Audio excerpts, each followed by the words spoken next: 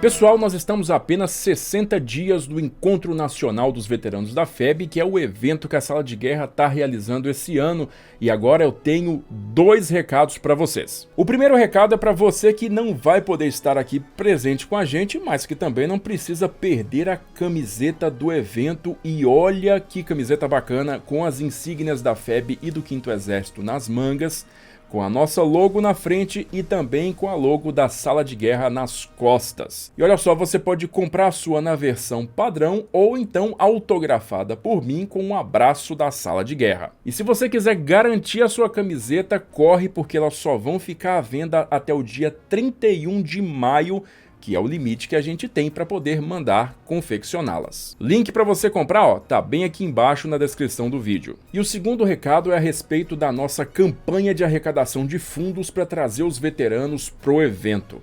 Nesta semana nós conseguimos atingir a nossa meta e agora eu coloquei no ar a segunda meta, que é para a gente conseguir ampliar e melhorar o evento para fazer com que ele seja realmente marcante para os veteranos e para a data dos 80 anos da criação da FEB. E quem nos ajudar nesta etapa com qualquer valor que seja, vai ter seu nome exibido durante a transmissão do evento no canal e também em telão durante o Baile da Vitória, que vai ser um jantar especial inspirado no Almoço da Vitória que o General Mascarenhas ofereceu lá na Itália em 1945. E não para por aí não, porque a Associação de Ex-Combatentes do Brasil reconheceu o mérito da nossa campanha e vai condecorar o maior doador com a medalha Heróis da Tomada de Monte Castelo. E olha só, para quem fizer a segunda até a 7ª maior doação, também vai ser agraciado, desta vez com um medalhão dos 75 anos da vitória aliada na Segunda Guerra Mundial. Todos os doadores, claro, também continuam ganhando o diploma de agradecimento da Anvifeb e também vão receber o link para assistir o evento de forma exclusiva.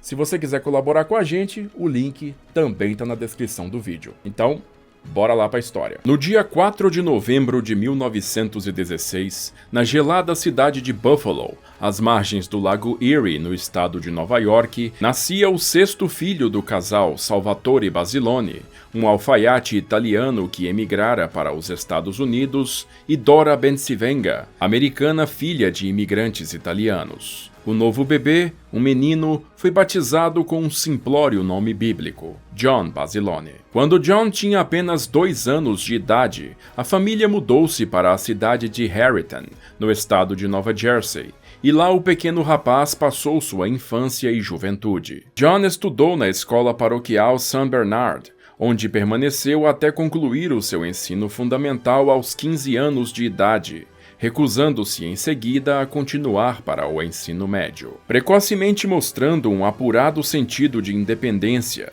e procurando ganhar seu próprio dinheiro, pelos 3 anos seguintes ele trabalhou como caddy, ou carregador de tacos de golfe, num clube local, antes de tomar uma decisão que mudaria em definitivo o curso da sua vida. Em julho de 1934, ainda aos 17 anos de idade, Basilone buscou o centro de recrutamento do Exército dos Estados Unidos, assinando com a força um contrato de serviço de 3 anos. Inicialmente enviado para treinamento em Fort Jay, no estado de Nova York, Basilone foi posteriormente destacado para o 31º Regimento de Infantaria, uma veterana unidade que havia atuado na Sibéria durante a Guerra Civil Russa e que naquele momento encontrava-se aquartelada em Manila, capital das Filipinas, uma colônia norte-americana à época. Despachado para o Pacífico, Basilone chegou às Filipinas, imediatamente encantando-se com o ambiente local. De constituição física sólida, ele logo chamou a atenção dos colegas nos esportes, particularmente no boxe. Sua impressionante sequência de sucessos no ringue fez com que ele ganhasse o apelido de Manila John, e ele se sagrou campeão do exército na categoria peso meio pesado, saindo invicto de uma carreira de 19 vitórias. Em 1937, ele foi dispensado do serviço,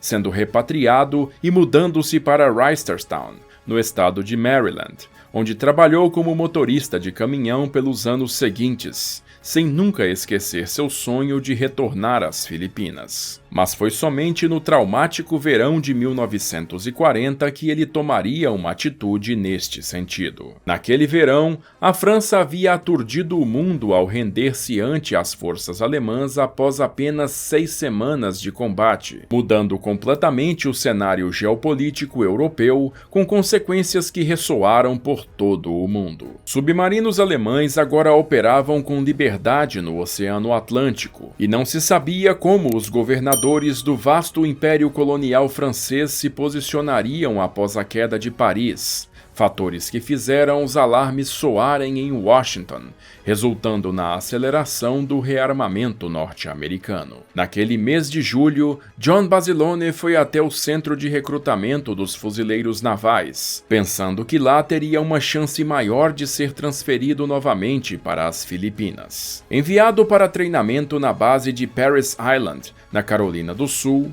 ele seguiu posteriormente para a base de Quantico, na Virgínia, e em 1941 acabou sendo transferido para a base dos fuzileiros navais na Baía de Guantánamo, em Cuba. E foi lá que Basilone, já promovido a sargento, recebeu a notícia do ataque japonês a Pearl Harbor, que levaria os Estados Unidos em definitivo para a Segunda Guerra Mundial. Poucos dias após a declaração de guerra em dezembro de 1941, Basilone e seus colegas foram transferidos para o Campo Lejeune, na Carolina do Norte, onde se juntaram ao 1º Batalhão do 7º Regimento de Fuzileiros, comandado pelo lendário tenente-coronel Lewis Chesty Puller, o mais condecorado fuzileiro naval da história norte-americana. Com os japoneses em plena ofensiva nas Filipinas, o agora isolado contingente norte-americano no arquipélago recuava lentamente para tentar evitar uma derrota total, enquanto a Marinha Imperial Japonesa dominava inconteste os mares do sudeste da Ásia após imobilizar a esquadra americana no Havaí. Mas mesmo com a Blitzkrieg japonesa varrendo o Pacífico, os fuzileiros navais imediatamente começaram a transferir contingentes para o teatro de operações. E em abril, o 1º Batalhão de Puller viu-se embarcado para Samoa, uma ilha polinésia controlada pela Nova Zelândia. O plano norte-americano para iniciar sua contraofensiva no Pacífico foi elaborado pelo comandante da esquadra dos Estados Unidos, almirante Ernest King, que definiu como primeiro objetivo a captura das Ilhas Salomão, um arquipélago cuja posse daria aos japoneses o poder de ameaçar as preciosas rotas de suprimento norte-americanas para a Austrália. A execução da operação ganhou status emergencial em julho de 1942, quando uma aeronave de reconhecimento aliada sobrevoou a ilha de Guadalcanal e, perto do seu litoral norte, flagrou a construção de uma grande pista de pouso sendo executada pelos japoneses. Quando as fotos da pista chegaram a Washington, a invasão de Guadalcanal foi priorizada para o prazo mais curto possível, visto que bombardeiros de grande alcance japoneses poderiam facilmente usar o aeródromo para atacar as linhas de navegação aliadas. A 1ª Divisão de Fuzileiros Navais, comandada pelo general Alexander Vandegrift, zarpou da Nova Zelândia embarcada numa força-tarefa naval que levou-a às praias de Guadalcanal na manhã de 7 de agosto, onde os fuzileiros avançaram anti-resistência leve, capturando a pista de pouso no dia seguinte. Contudo, um ataque aéreo japonês à esquadra americana na manhã do dia 8 convenceu o almirante Frank Fletcher a recuar de lá com seus porta-aviões, deixando os fuzileiros isolados na praia com suprimentos limitados. Este recuo permitiu que os japoneses começassem a desembarcar reforços em Guadalcanal a partir de 18 de agosto, e gradualmente esses contingentes começaram a atacar o perímetro defensivo dos fuzileiros, chamado de Perímetro de Lunga, que protegia o recém-capturado aeródromo, agora batizado pelos americanos de Henderson Field. Tropas do 17º Exército Japonês, sob comando do general Harukichi Hyakutake,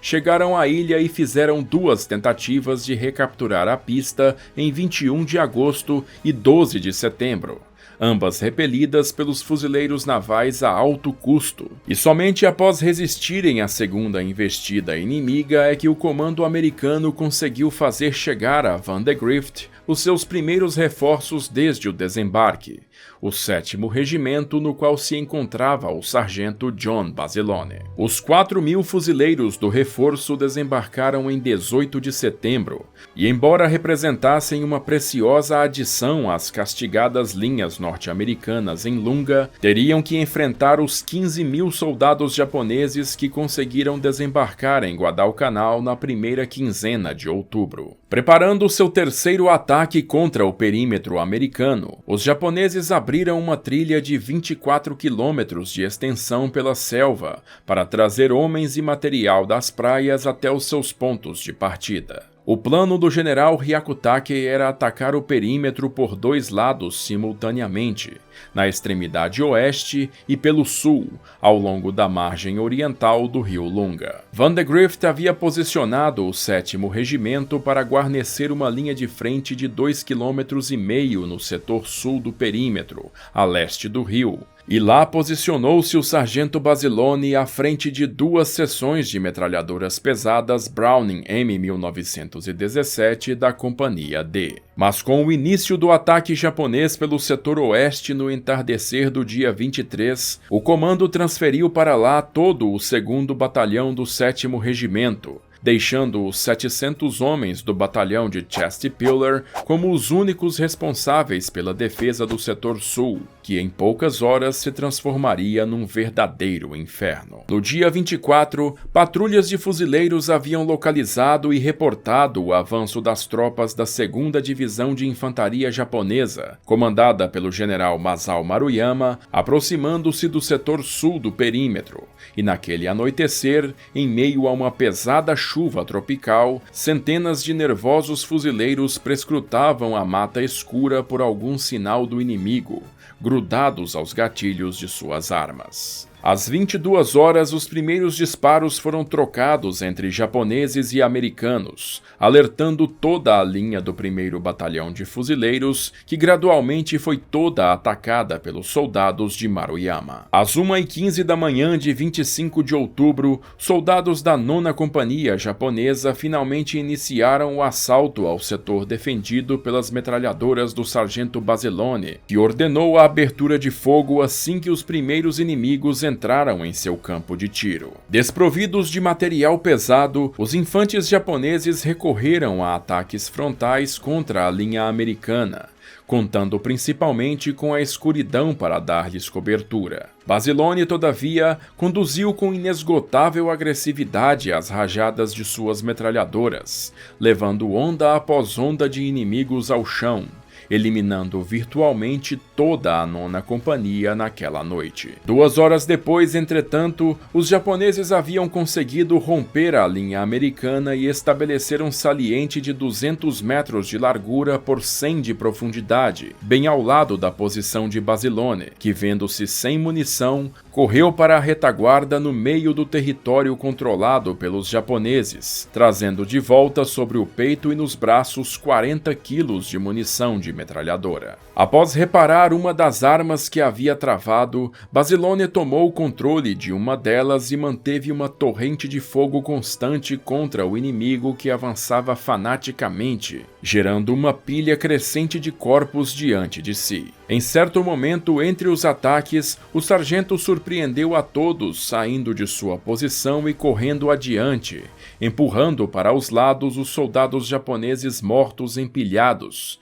pois estariam obstruindo sua visão do campo de batalha. A confusão reinante com os ininterruptos ataques japoneses forçou Basilone a frequentemente trocar suas armas de posição, e mantê-las operacionais tornou-se uma tarefa cada vez mais complexa. Ele eventualmente perdeu suas luvas de amianto, isolantes térmicos essenciais para realizar a troca do cano das metralhadoras, e foi visto substituindo os canos das Browning com as mãos nuas, gerando-lhe severas queimaduras nas palmas. Perto da aurora do dia 26, Basilone estava mais uma vez sem munição, completamente exausto e afastando os últimos soldados japoneses com sua pistola Colt 45 e um facão. Às 8 da manhã daquele dia, o general Maruyama cancelou os ataques, retirando-se com a diminuta força que lhe restava. Basilone e outros 2 fuzileiros foram os únicos sobreviventes do seu grupo,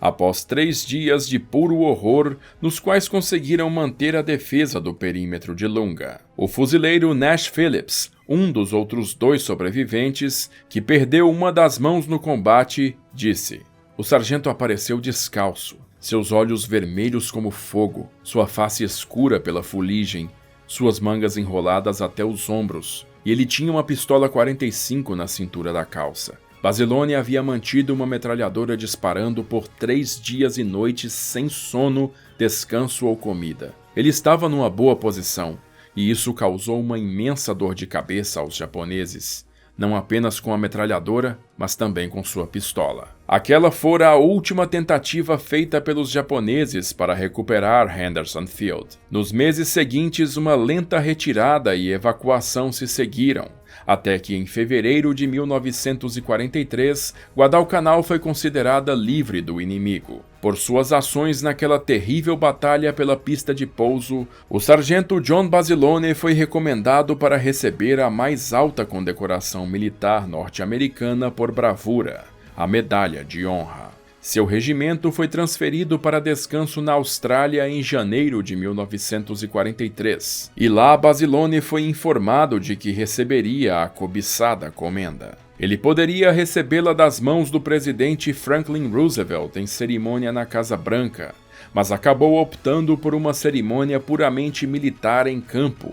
E no dia 21 de maio de 1943, John Basilone foi agraciado com sua medalha de honra pelo general Alexander Vandegrift, comandante da 1ª Divisão de Fuzileiros Navais, em Melbourne, na Austrália, dizendo: "Apenas uma parte desta medalha me pertence. Os outros pedaços pertencem aos nossos colegas, que ficaram em Guadalcanal." Enquanto seu regimento preparava-se para embarcar para uma nova frente de batalha, desta vez para o Cabo Gloucester, na Nova Guiné, em agosto de 1943, Basilone recebeu ordens de separar-se da unidade e embarcar para os Estados Unidos, onde realizaria uma turnê publicitária para levantar fundos para a guerra. Chegando a Nova York em 3 de setembro, sob intensa cobertura da imprensa e imenso interesse popular, John Basilone viu-se instantaneamente transformado numa celebridade nacional, encontrando-se com diversas estrelas do rádio e do cinema,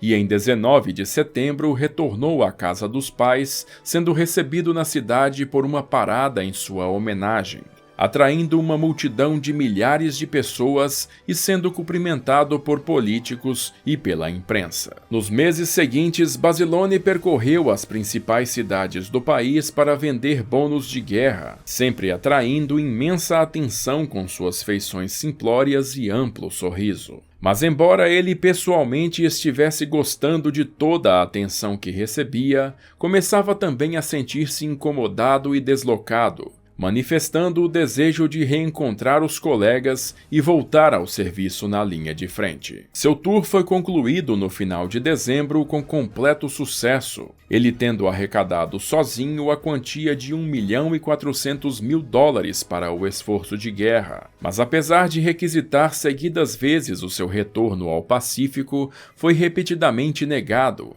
pois seria ele mais útil para os fuzileiros navais em sua atual função. A inquietude inquietação de Basilone fez com que o comando lhe oferecesse uma comissão ao oficialato e a perspectiva de servir o restante da guerra em Washington, mas ele prontamente recusou, dizendo: "Eu não sou um oficial e nenhuma peça de museu, meu lugar é com os fuzileiros." Assim sendo, no dia 27 de dezembro, Basilone embarcou para a base de fuzileiros navais em Camp Pendleton, na Califórnia, e chegando lá, foi oferecido a ele o posto de instrutor, que ele mais uma vez recusou. Dessa forma, em 13 de janeiro de 1944, John Basilone foi integrado ao 27º Regimento da nova 5ª Divisão de Fuzileiros Navais. Foi também em Camp Pendleton que Basilone conheceu uma sargento da reserva feminina dos fuzileiros navais chamada Lena May Riggi, uma filha de imigrantes italianos que servia no refeitório da unidade. Lena inicialmente rejeitou os acenos do sargento celebridade, que dizia poder conseguir as melhores mesas nos melhores restaurantes, mas eventualmente os dois iniciaram um intenso relacionamento. Os dois se casaram numa capela em Oceanside, na Califórnia, no dia 10 de julho de 1944, e tiveram sua lua de mel numa estância rural perto de Portland, no Oregon, cidade natal de Lena. Poucos meses depois, John Basilone despediu-se da esposa e tomou um navio de tropa mais uma vez em direção ao Pacífico. Sua divisão foi inteiramente reunida em Camp Tarawa, no Havaí, para uma fase final de treinamento enquanto aguardavam ordens de combate, que não tardaram a chegar. A 5ª Divisão de Fuzileiros integraria a força principal de assalto contra a ilha de Iwo Jima, o primeiro território nacional japonês a ser atacado pelas forças norte-americanas. A base aérea japonesa em Iwo Jima dava aos seus bombardeiros a capacidade de atacar as grandes bases dos Boeing B-29 nas Ilhas Marianas, e teria que ser imediatamente neutralizada. Sendo assim, em 4 de janeiro de 1945, a divisão zarpou do Havaí rumo ao calor da zona de batalha do Pacífico. Na manhã de 19 de fevereiro, após intenso bombardeio da esquadra norte-americana, 50.000 fuzileiros navais rumaram para as praias de areia vulcânica de Iwo Jima, sendo recebidos por uma inesperada tempestade de fogo vinda das posições entrincheiradas da rede defensiva elaborada pelo general Tadamichi Kuribayashi, concebida exatamente para resistir ao esperado bombardeio naval. Basilone havia desembarcado no comando de uma seção de metralhadora na Praia Vermelho 2, no centro da área da 5ª Divisão de Fuzileiros, com o objetivo de cortar o acesso entre as pistas de pouso e o Monte Suribachi. Com sua unidade sob fogo de um conjunto de casamatas, ele avançou sozinho em meio a rajadas de metralhadora e flanqueou as defesas inimigas, subindo no topo de uma fortificação e lançando lá dentro diversas granadas e cargas de demolição, eliminando sozinho toda a guarnição e silenciando-a para sempre. Basilone então liderou seus homens no avanço até o aeródromo número 1, onde ajudou a conduzir um tanque que encontrava-se imobilizado num campo minado, sob intenso fogo de morteiros. Após liberar o veículo, ele recomeçou seu avanço ao longo da pista de pouso, e foi justamente quando o sargento John Basilone foi atingido em cheio por uma rajada de metralhadora japonesa, que atingiu na virilha, no pescoço e quase arrancou seu braço esquerdo. Imediatamente indo ao chão, ele estaria morto em poucos minutos nas quentes areias de Iwo Jima. Por suas corajosas ações naquele dia, John Basilone foi póstumamente condecorado com a Navy Cross, a segunda maior condecoração da Marinha dos Estados Unidos por bravura em combate, tornando-se até hoje o único praça dos fuzileiros navais a receber a Navy Cross e a Medalha de Honra. A Marinha homenageou seu herói falecido batizando um novo destroyer como USS Basilone, que em seu lançamento ao mar em 21 de dezembro de 1945 teve seu casco batizado por sua viúva, Lena Riggi. Lena nunca mais casou-se, usando a aliança de John Basilone até falecer em 1999, aos 86 anos de idade. Enterrado no Cemitério Nacional de Arlington, na Virgínia, John Basilone é hoje o único soldado norte-americano honrado com uma parada anual em seu nome, que é realizada na cidade de Harrington, e em 2010 teve sua história eternizada na minissérie The Pacific, onde foi interpretado pelo ator John Seda. Uma estátua sua, carregando a emblemática metralhadora Browning durante sua épica ação em Guadalcanal, é hoje também um marco histórico da cidade de Harrington, conduzindo para a posteridade o nome e os feitos do sargento John Basilone. E aí, gostou do nosso conteúdo? Se você quer que a Sala de Guerra continue produzindo esses vídeos, considere colaborar conosco. Você pode nos ajudar mandando um Pix pra gente, ou então na nossa campanha lá no Apoia-se, onde você vai ter acesso ao nosso grupo exclusivo do WhatsApp e ter seu nome exibido aqui nos vídeos. O link tá bem aqui na descrição. Bom, se você gostou desse vídeo, não esquece de compartilhar ele com seus amigos, também dá um joinha pra gente e se inscreve aí na Sala de Guerra para não perder mais nada. Eu vou ficando por aqui, agradeço novamente a sua audiência e aquele abraço da Sala de Guerra.